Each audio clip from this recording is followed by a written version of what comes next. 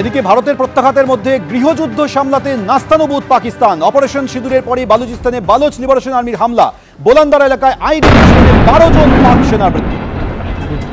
পেহেলগাঁও গণহত্যার প্রত্যাঘাত করেছে ভারত। পাকিস্তান এবং পিওকেতে জঙ্গি ঘাঁটি গুড়িয়ে দিয়েছে ভারতের সেনা। অপারেশন সিঁদুরে ধূলিসাৎ হয়েছে জৈশ, লস্কর, হিজবুলের 9টি ঘাঁটি। পেহেলগাঁও হামলার সন্ত্রাসবাদীরা সওয়াইনালা ক্যাম্প, মুজাফফরবাদ, পাক অধিকৃত কাশ্মীরের যেখান থেকে প্রশিক্ষণ নিয়েছিল সেই ক্যাম্প ভেঙে গুঁড়িয়ে দিয়েছে ভারতীয় সেনাবাহিনীর অপারেশন সিঁদুর।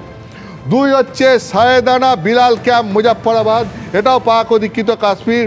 এখানে জৈশ ই মোহাম্মদের ট্রেনিং এরিয়া, এখানে অস্ত্র প্রশিক্ষণ দেয়া, বিস্ফোরক তৈরির প্রশিক্ষণ দেওয়া এবং জঙ্গল সার্ভাইভালের বিভিন্ন ধরনের ট্রেনিং এখান থেকে দেওয়া হয়।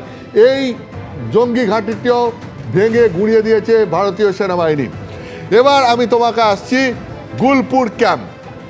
গুলপুর ক্যাম্প তুমি দেখতে পাচ্ছ কোটলিতে, এবং এই গুলপুর ক্যাম্প এটাও হচ্ছে গিয়ে এখানেও লস্করি তৈবার জঙ্গিদের প্রশিক্ষণ দেওয়া হয়। এলওসি থেকে 30 কিলোমিটার দূরে। 2023 সালের 20 এপ্রিল পুঞ্চে এবং 2024 সালের 9 জুন তীর্থযাত্রীদের বাসে যে হামলার ঘটনা ঘটেছিল, সেই সমস্ত হামলার ঘটনা এই গুলপুর ক্যাম্পে প্রশিক্ষণ নেওয়া লস্করি তৈবার জঙ্গিরাই ঘটিয়েছিল, এবং সেই জঙ্গি ঘাঁটিটাও এই অপারেশন সিঁদুরে ভেঙে গুঁড়িয়ে দেওয়া হয়েছে। এরপর আমি তোমাকে বলছি বারনালা ক্যাম্প, ভীমবার। এটাও পাক অধিকৃত কাশ্মীরে, এলওসি থেকে মাত্র 9 কিলোমিটার দূরে।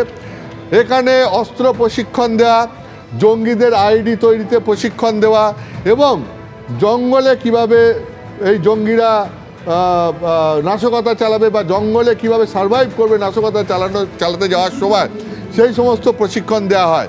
তো এই ক্যাম্প, এই যে তোমার বারনালা ক্যাম্প, ভীমবার, এই ক্যাম্পটাও ভেঙে গুঁড়িয়ে দেওয়া হয়েছে। ভারতীয় সেনাবাহিনী অপারেশন সিঁদুরের এই ক্যাম্পটিও ভেঙে গুঁড়িয়ে দিয়েছে। এবার আমি তোমাকে আসছি কোটলি, এটাও পাক অধিকৃত কাশ্মীরে, কোটলি আব্বাস ক্যাম্প। এবং এই কোটলি আব্বাস ক্যাম্প এলওসি থেকে 13 কিলোমিটার দূরে। এটা লস্করি তৈবা ফিদায়া বাহিনী তৈরি করে এখানে, এবং এখানে একসঙ্গে 15 জন জঙ্গিকে প্রশিক্ষণ দেওয়া যায়। এটাও লস্করি তৈবার একটা জঙ্গি ক্যাম্প, এবং এই ক্যাম্পটাও ভেঙে গুঁড়িয়ে দেওয়া হয়েছে। অর্থাৎ পাক অধিকৃত কাশ্মীরের মধ্যে 5টি জঙ্গি ক্যাম্প, এই জঙ্গিদের ক্যাম্প, যেখানে জঙ্গিদের প্রশিক্ষণ দেওয়া হতো, যেখানে জঙ্গিরা পরিকল্পনা করত, যেখান থেকে জঙ্গিদেরকে নিয়ন্ত্রণ রেখা পার করে ভারতবর্ষে ঢুকিয়ে দেওয়া হতো। এই রকম পাক অধিকৃত কাশ্মীরের মধ্যে 5টা ক্যাম্প ভেঙে গুঁড়িয়ে দিয়েছে ভারতীয় সেনাবাহিনীর অপারেশন সিঁদুর।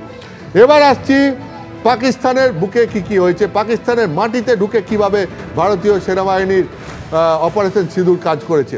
প্রথম কথা আমি তোমাকে বলে রাখি, ভারতীয় সেনাবাহিনীর তরফ থেকে জানিয়ে দেওয়া হয়েছে যে তারা পাকিস্তানের কোনো সেনাবাহিনীর জায়গা বা সেনাবাহিনীর কোনো ইনস্টলেশনকে টার্গেট করেনি, কোনো সাধারণ মানুষের কোনো জায়গাকে টার্গেট করা হয়নি, কোনো সাধারণ মানুষের ক্ষয়ক্ষতি করা হয়নি, বা পাকিস্তান সরকারের কোনো ভাইটাল ইনস্টলেশনকেও টার্গেট করা হয়নি।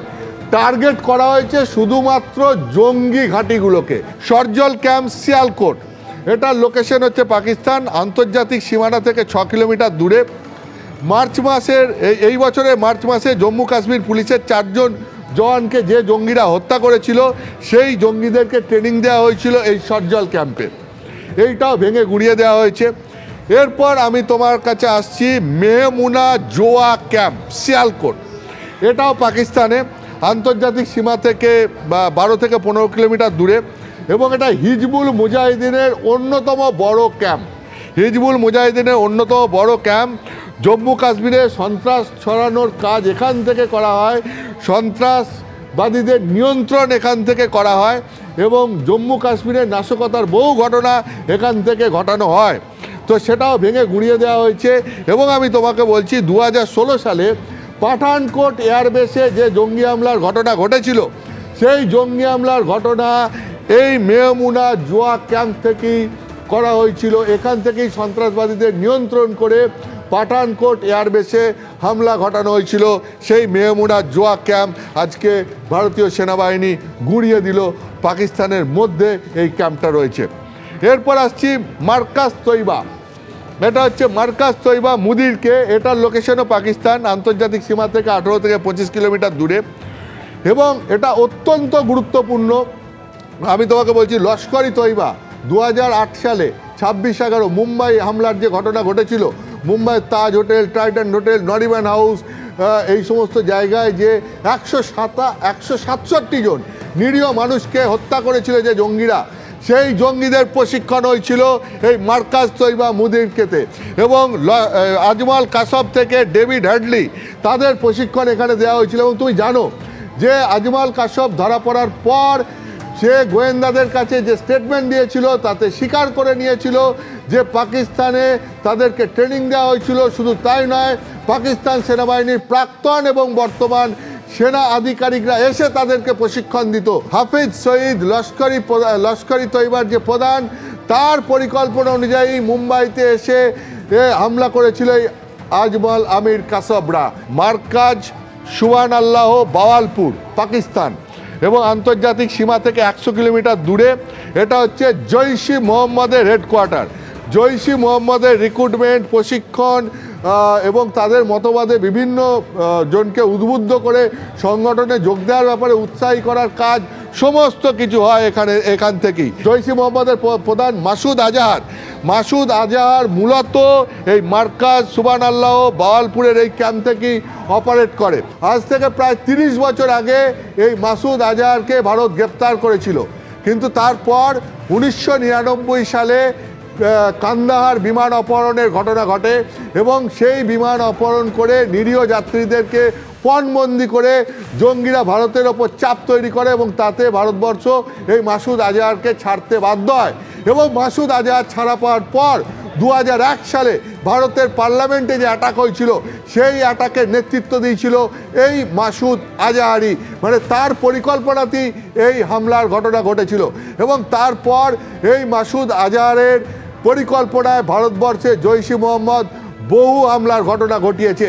সেই মাসুদ আজহারের হেডকোয়ার্টার মার্কাজ সুবহান আল্লাহ বাওয়ালপুরের ক্যাম্প আজকে ভারতীয় সেনাবাহিনী অপারেশন সিঁদুরের মাধ্যমে গুঁড়িয়ে দিল। এটা ভারতীয় সেনাবাহিনীর পক্ষে বড়সড় সাফল্য।